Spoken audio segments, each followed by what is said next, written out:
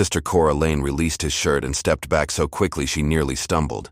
The heel of her worn boot caught on the threshold, and Royce's hand shot out, instinct, not intention, catching her elbow to steady her.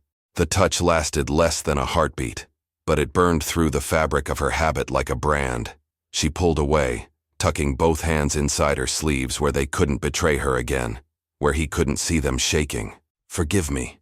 His voice was rough, unused to apologies. "Didn't mean to." "You didn't." She cut him off, her own voice steadier than she felt. Professional, distant, everything she needed to be and wasn't. "The roof work is finished?" He nodded toward the chapel behind them, where new wooden shingles gleamed pale against the weathered structure. "Sealed the gaps. Should hold through the next storm." "Good." She forced herself to meet his eyes, to prove she could, that she was still Sister Cora Lane, not the woman whose heart hammered against her ribs like something trying to escape. "Father Matthias will pay you before you leave." "About that." Royce shifted his weight, and she noticed the way his jaw tightened, like he was forcing words that didn't want to come. "I was hoping to stay on a while longer. There's fence work needs doing. The well pump sounds wrong, and those steps to the dormitory are rotted through." She should say no. Every instinct screamed it. Send him away before Father Matthias's suspicion turned into something worse. Before the children got attached to another person who would leave. Before she did something unforgivable. But the mission was falling apart.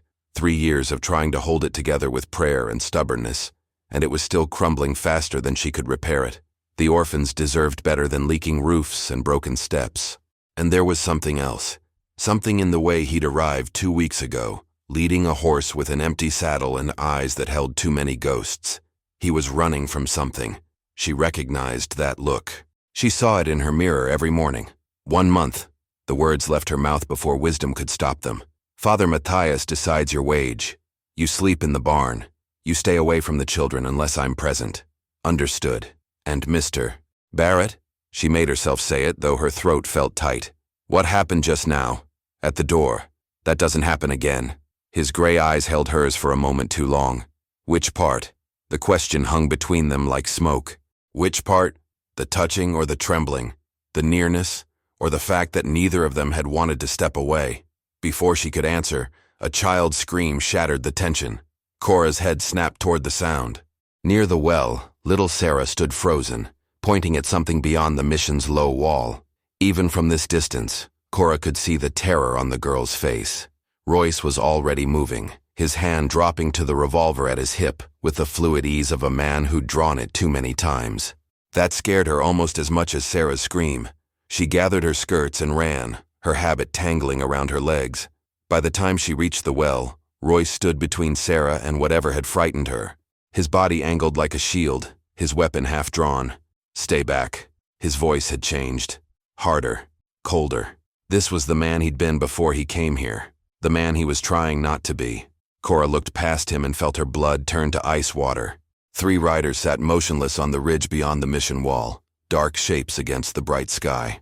Too far to see their faces, close enough to count the weapons they carried.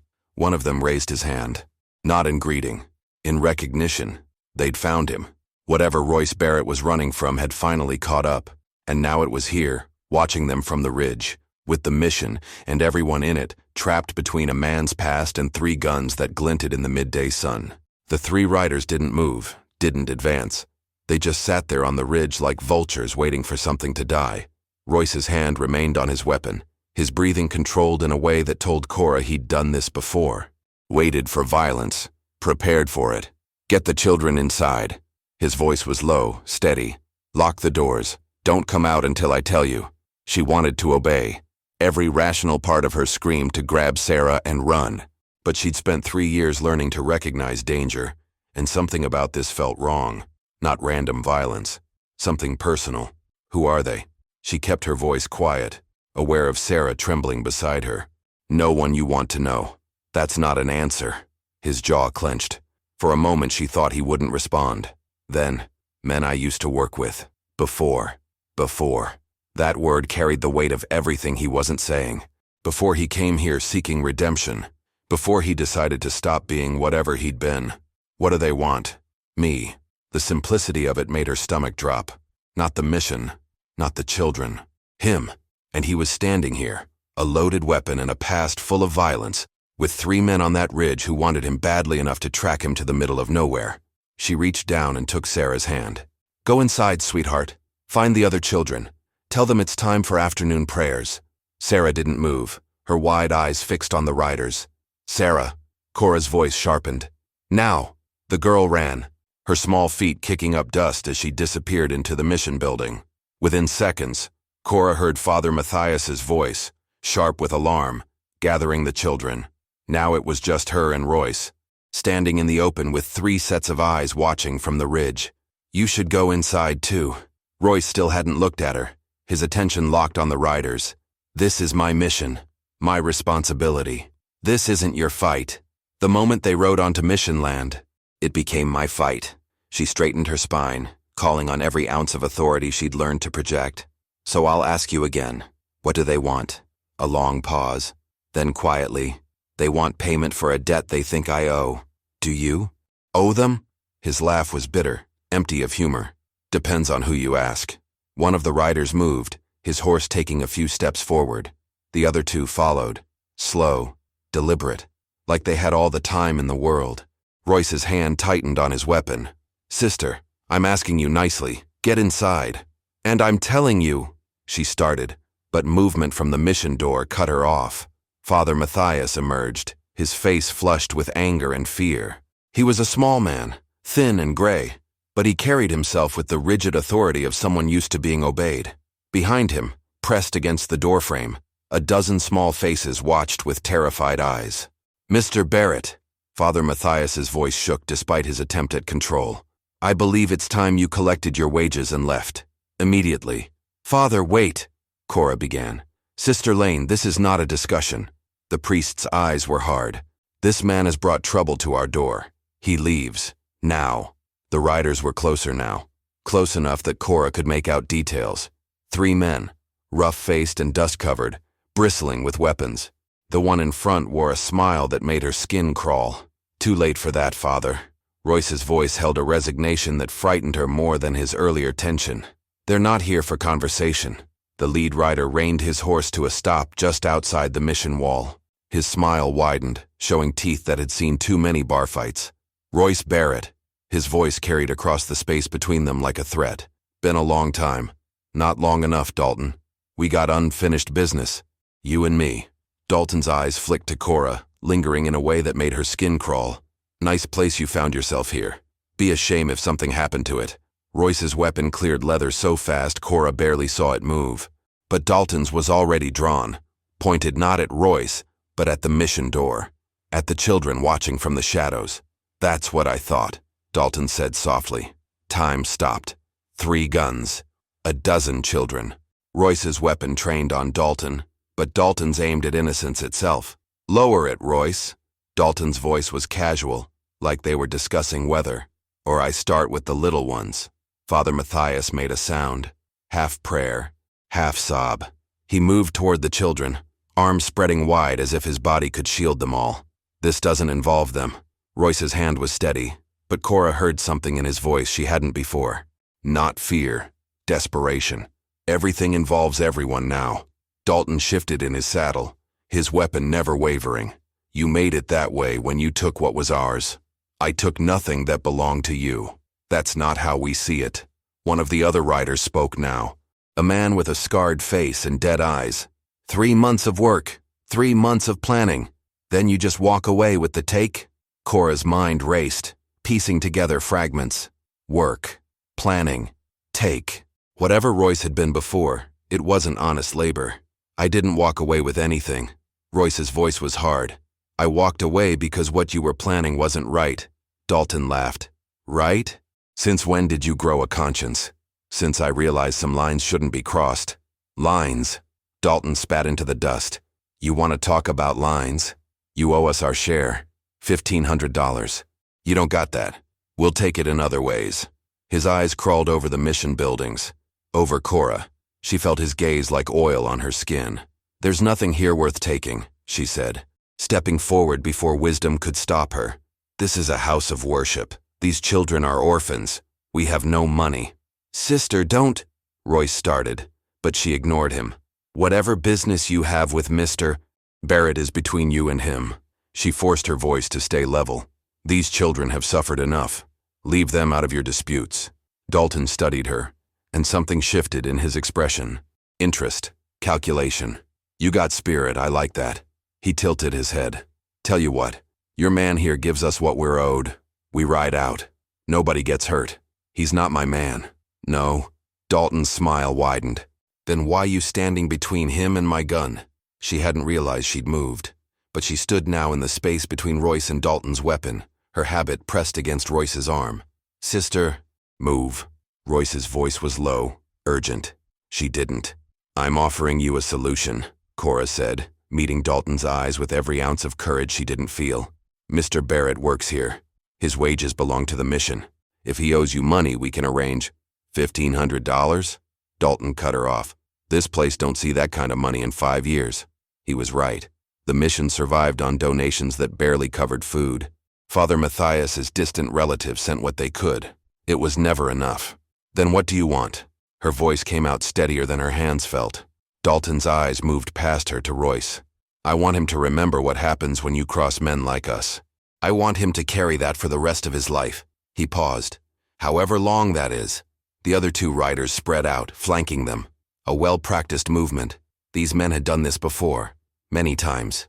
Father Matthias was praying now, his voice a whispered litany of Latin she barely heard over the blood pounding in her ears. 1 hour, Dalton said. We'll be at the ridge. You bring us our money, Royce, or we come back, and when we come back we won't be asking nice. His eyes found Cora again. Pretty thing like you running a mission. Bet you got all kinds of donations locked away.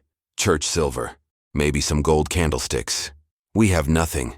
Then you better pray real hard, sister, because we're taking something when we come back.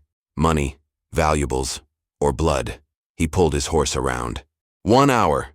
The 3 riders turned and rode back toward the ridge, their laughter carrying on the wind. Royce finally lowered his weapon, but his hand was shaking.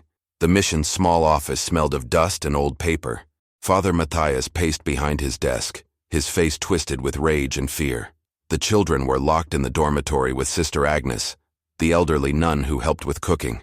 Their muffled crying carried through the walls. You brought this to our door. Father Matthias pointed a shaking finger at Royce. These criminals, this violence. I know. Royce stood with his hat in his hands, his head bowed. Not in shame. Cora could see that now. In resignation, like a man who'd always known his past would catch him. You need to leave. Immediately. Before they return. They'll come back either way. Royce's voice was flat. Leaving won't stop them. They found me here. They know about the mission now. Then what do you suggest? The priest's voice cracked. We have nothing. No money, no weapons besides that rifle that hasn't been fired in 10 years. We can't fight them. No, you can't. Royce looked up. But I can. Absolutely not. Cora stepped forward. She'd been silent until now, trying to process what she'd witnessed. The easy way Royce had drawn his weapon. The cold efficiency in his stance. The way those men had looked at him, with hatred, yes, but also respect. The kind men give to someone they fear. Violence on mission grounds is forbidden. Sister Lane is correct. Father Matthias gripped the edge of his desk. This is consecrated ground. We do not shed blood here. Then those children die. Royce said it simply, brutally. Dalton's not bluffing. I know him. He'll come back, and he'll take what he thinks he's owed. If that's not money, it'll be something else. Someone else. The words hung in the air like smoke. Cora felt something cold settle in her stomach. What did you do? She asked quietly. What did you take from them? Royce met her eyes. For the first time since he'd arrived, she saw past the careful walls he'd built. Saw the man underneath, the one who carried ghosts. We were hired to rob a land office. Rich men's deeds and contracts. Supposed to be a quick job. Get in, get out, sell the documents to the highest bidder. He paused. But when we got there, I saw what we were really stealing. Homestead papers. Deeds belonging to families barely scraping by. Poor people who'd lose everything. So you stopped it, Cora said softly. I took the papers and ran. Gave them back to the families who owned them. He looked away. Dalton and his men spent 3 months setting up that job. They see it as $1,500 I stole from them. You did the right thing. The words left her mouth before she could stop them. Did I? His laugh was bitter. Because right now, doing the right thing is about to get innocent people hurt. Father Matthias sank into his chair. We could send the children away, send a rider to the next town, get help. Nearest town is 2 days' ride. Royce shook his head. Dalton gave us 1 hour. Silence filled the room. Outside, the sun beat down mercilessly. Cora could almost hear time ticking away. There is another option. She spoke carefully, the idea forming even as she voiced it. We have something they want. Both men looked at her. You. She met Royce's gaze. They want you, or they want their money. We give them one. Sister, no. Father Matthias stood. We cannot hand over a man to those criminals. I'm not suggesting we hand him over. Cora's mind raced, turning over possibilities. But we can buy time, negotiate, promise them payment. We don't have payment, the priest protested. They don't know that. She turned to Royce. You said you know Dalton. How well? Well enough to know he's predictable, greedy, and smart enough to know a promise of money is better than a fight where someone might get hurt. Then we offer him a deal. Payment in installments. Monthly. Whatever it takes to get them to leave peacefully. And when we can't pay, Royce asked quietly. Cora didn't have an answer for that. The plan had holes large enough to ride a horse through, but it was something, a chance, more than they had before. The sound of hoofbeats made them all freeze. Not 3 horses. More. Many more. Royce moved to the window, and Cora saw his face go pale. How many? Father Matthias whispered. 7. Royce's voice was hollow. Dalton brought reinforcements. If this story is touching you in any way, don't forget to hit the like button, share it with someone who loves a good Western tale, and subscribe to the Western Redemption channel. Every single day at exactly 10 a.m., a brand new story drops, packed with emotion, justice, and redemption. So turn on the notification bell, and don't miss the next chapter, because out here in the West, no one waits around. 7 riders formed a line outside the mission wall. Dalton sat in the center, his smile wider now. He'd brought an audience, or an execution squad. Cora stood on the mission steps. Father Matthias beside her, Royce slightly behind. The old rifle was in the priest's trembling hands, but everyone knew it was theater. 1 rifle against 7 armed men wasn't a fight. It was suicide. Time's up, Royce. Dalton's voice carried across the yard. Where's our money? Cora stepped forward before Royce could respond. Her habit caught the wind, pressing against her legs. She felt Royce tense behind her, but didn't turn. We're prepared to negotiate terms, she called out, her voice steadier than her hands. Monthly payments. We can arrange. Dalton's laugh cut her off. Sister, I appreciate the effort, but I didn't ride all this way for promises. He gestured to the men flanking him. See, thing is, I got to thinking, maybe Royce here don't care about money. Maybe he cares about something else. His eyes moved over the mission buildings, the dormitory where children hid, the chapel with its newly repaired roof. Cora herself. You're making a mistake, Royce said quietly. Too quietly. Am I? Dalton leaned forward in his saddle. Here's what I think, Royce. I think you found yourself something here. Something worth staying for. Something worth dying for, maybe. Leave them alone. This is between us. Everything's between us now. Dalton's smile vanished. You took from me, so I'm taking from you. Fair is fair. One of the riders moved his horse forward. Younger than the others, with eyes that held no mercy. He reached into his saddlebag and pulled out a torch. Already lit. No. Father Matthias's voice cracked. Please. These children should have thought about that before you took in a thief. Dalton nodded to the young rider. Barn first. Time fractured. The rider threw the torch. It arced through the air, trailing smoke, heading straight for the barn where hay and straw would turn it into an inferno. Royce moved. Fast. His weapon cleared leather as he lunged forward, but Cora was faster. She grabbed his arm, her fingers digging into his wrist with surprising strength. No, she pulled him back. Not that way. They're burning. I know. She met his eyes, and in that moment, something passed between them. Understanding. Trust. Something deeper than either word could capture. But there's another way. She released him and turned back to Dalton. The torch had landed short, sputtering in the dust. A warning. The next one would find its mark. I'll go with you. Her voice rang clear across the yard. Silence. Even Dalton looked surprised. Sister, no, Father Matthias started. She ignored him. Mr. Barrett owes you money. He doesn't have it. But I do. You just said, I lied. The words came easier than she expected. She'd been lying for 3 years. What was one more? I have money. From before I took my vows. Royce grabbed her shoulder, spinning her to face him. What are you doing? His voice was low, urgent, meant only for her. Saving them.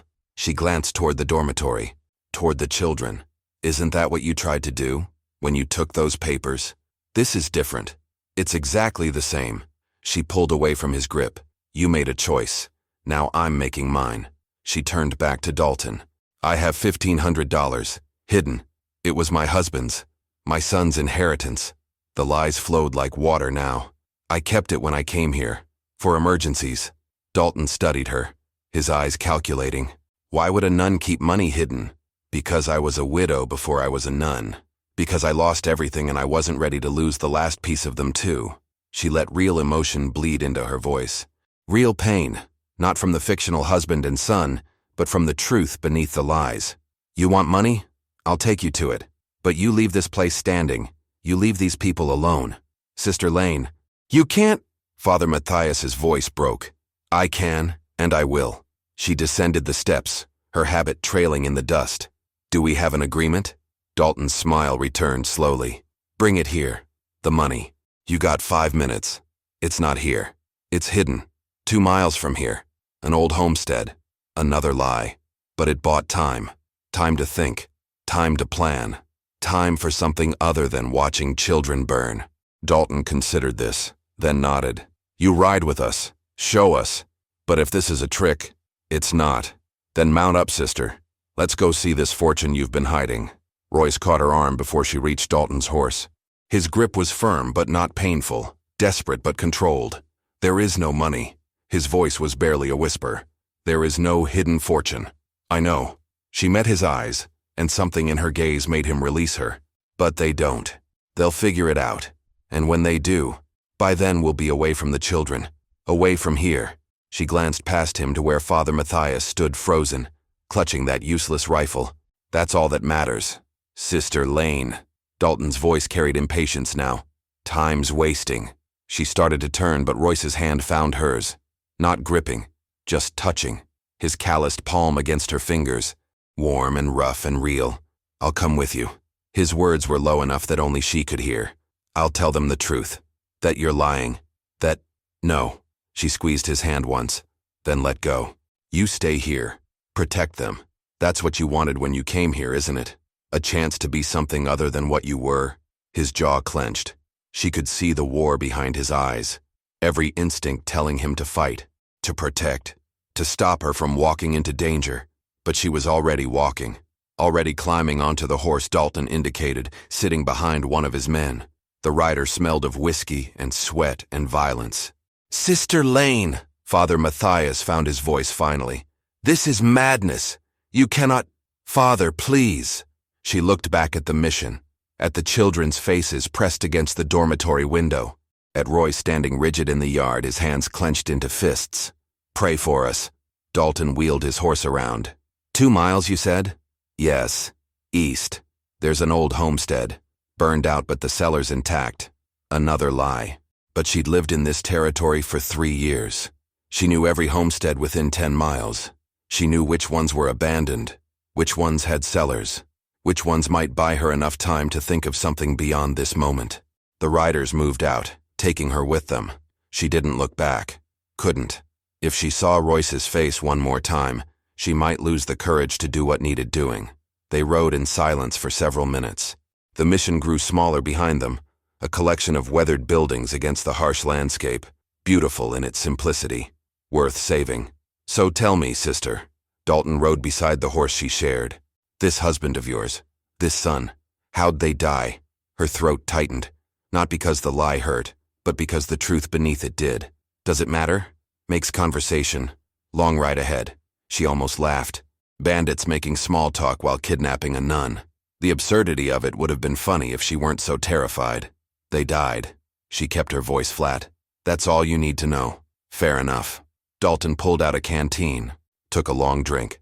But here's what I know. That money you're talking about? I don't think it exists. Her heart stuttered, but she kept her face still. Then why are you following me? Because I'm curious. Because you got spirit, lying like that to save those brats.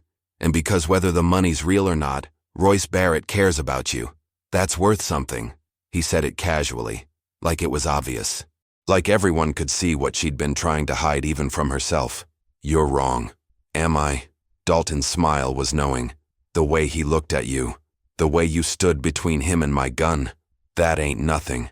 Sister! They crested a ridge. Below she could see the old Morrison homestead. Burned 3 years ago in a lightning strike.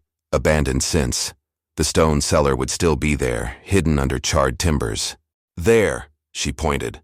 The cellar entrance is on the north side. Dalton signaled his men to spread out, surrounding the homestead. Professional. Cautious. These men had done this before. As they descended toward the ruins, Cora allowed herself one thought, one hope, that Royce Barrett was smart enough to know she was buying time, that he was brave enough to use it, and that he cared enough to come after her, because there was no money in that cellar. There was nothing but stone and darkness, and the burned remnants of someone else's dreams. And when Dalton discovered that, she would need a miracle she didn't believe in anymore, or she would need a man with a gun, and nothing left to lose. She wasn't sure which terrified her more. The cellar door was exactly where she'd said. Stone steps leading down into darkness. Dalton dismounted, gesturing for 2 of his men to follow. Cora's heart hammered against her ribs. The moment they went down those steps, the moment they found nothing, everything would end, and not well. Wait. She slid off the horse, her legs unsteady. Let me go first. The steps are unstable, and the money's hidden. You won't find it without me. Dalton studied her face, looking for the lie. She met his eyes without flinching. She'd spent 3 years lying. To herself most of all. What was one more? Fine, but if you try anything, he nodded to the men surrounding her. 7 guns. 7 reasons not to run. She descended the steps, Dalton close behind. The cellar smelled of char and decay. Stone walls on 3 sides. Collapsed timber on the 4th where the house had burned. No money, no fortune. Nothing but shadows and the echoes of someone else's life. Where? Dalton's voice was hard now. Patience wearing thin. There, behind those stones. She pointed to the far wall, buying seconds. Buying time for what, she didn't know. Dalton moved past her, kicking at the loose stones. His men spread out, searching. Their backs to the stairs. That's when she heard it. The softest sound. Boot leather on stone. Coming from above. Royce appeared at the top of the stairs, silent as death itself. His weapon was drawn, aimed down into the cellar. His eyes found hers in the dim light, and she saw the question there. Are you hurt? She shook her head slightly. Not yet. There's nothing here. Dalton turned, and his hand dropped to his gun. You lying? The shot echoed like thunder in the enclosed space. But it wasn't Dalton who fired. It was one of his men, spinning toward Royce. Royce dove sideways as the bullet sparked off stone where his head had been. He returned fire and the man dropped. Chaos erupted. 6 armed men in a stone cellar all firing at once. Cora threw herself against the wall as bullets ricocheted.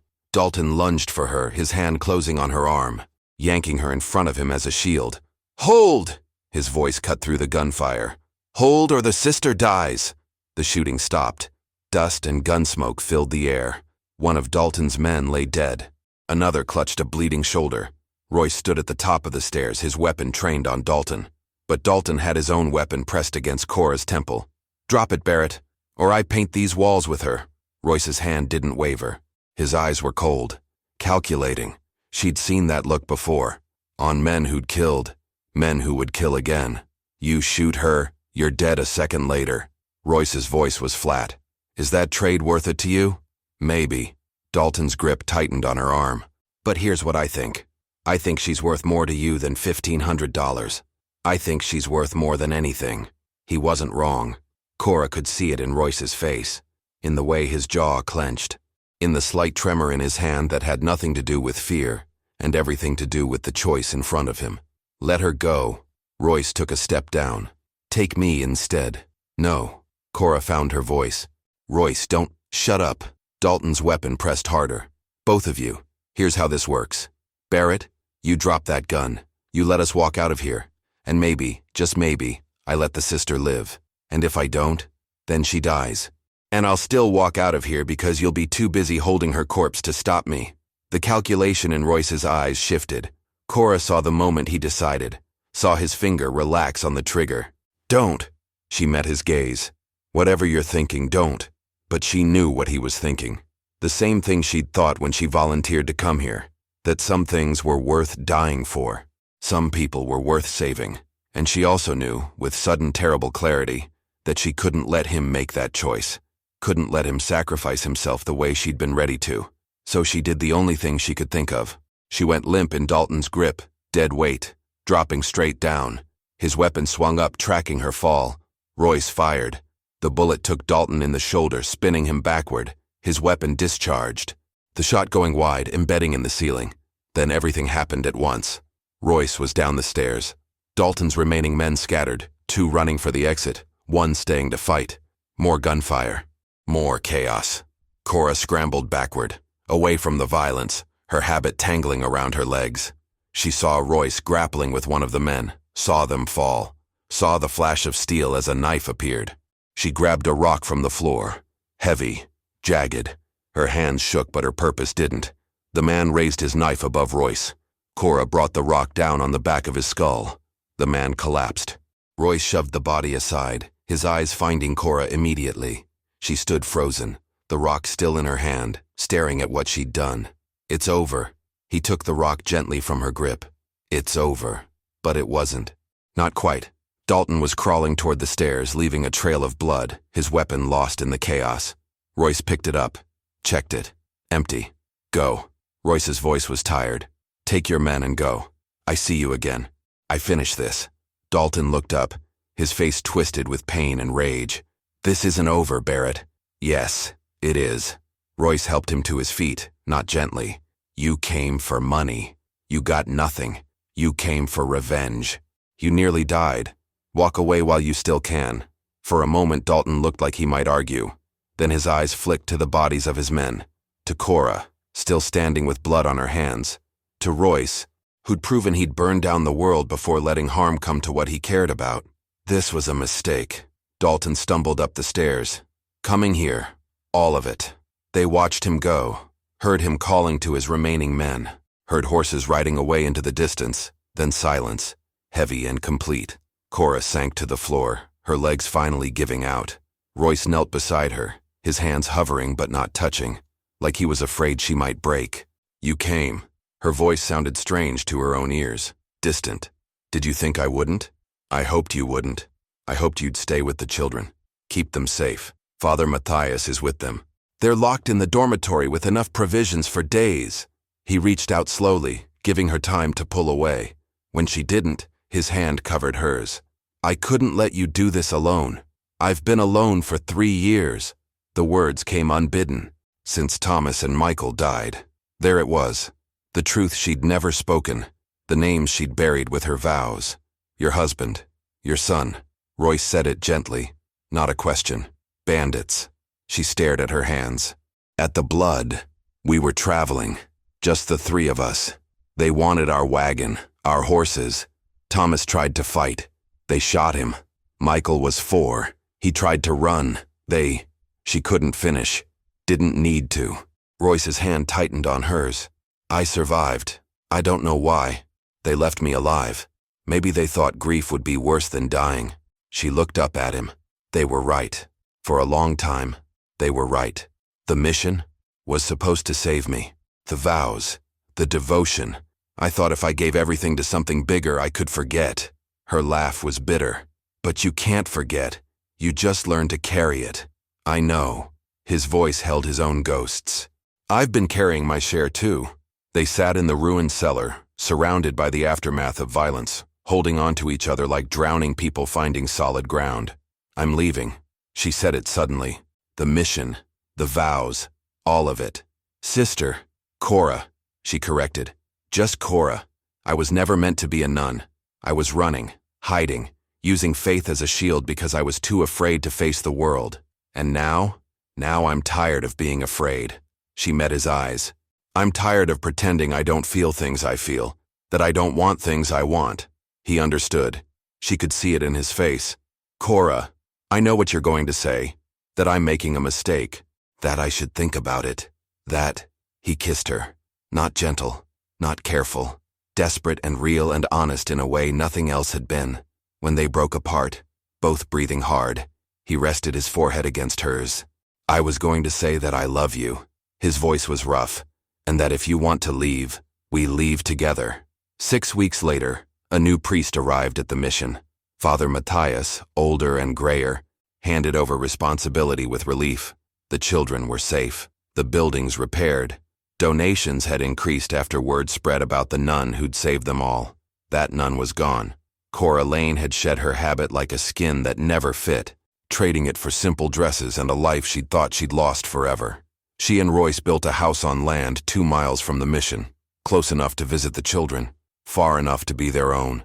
On quiet evenings, they'd sit on the porch they'd built together, watching the sun set over territory that had once seemed so hostile. "Do you regret it?" he asked one night. "Leaving?" "No." She leaned against him. "I regret the years I spent hiding, but not this. Never this." He pulled her closer, and she felt his heart beating steady and strong. A man who'd been running from his past had found a reason to stand still. A woman who'd been drowning in grief had learned to breathe again. Some vows were meant to be broken, some rules existed to be challenged, and sometimes the most sacred thing you could do was choose to live. Really live, with all the mess and risk and beautiful, terrifying uncertainty that came with it. She'd been Sister Cora Lane. She'd been a widow, a mother who lost everything.